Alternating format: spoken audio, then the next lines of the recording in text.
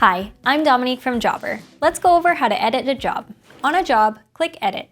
From here, you can change the job title and visit instructions, the job number, the schedule and invoicing, and essentially any aspect of the job. One thing that can't be edited is if the job is a one-off or recurring. If you want to extend the contract of a recurring job, edit the start date of the job to the new date and leave the duration, or edit the duration if that has changed too. When making any changes to the schedule, you will be prompted to check a box acknowledging that all incomplete visits will be regenerated. It is important to know that regenerating incomplete visits means you would lose any info entered manually on a specific visit, such as custom visit line items or visit-specific instructions. You can quickly add a new visit to a job by clicking New Visit from the Visit section of the job.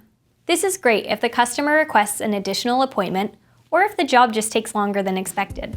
Thanks for watching. If you have any questions, be sure to check out our Help Center or our other videos.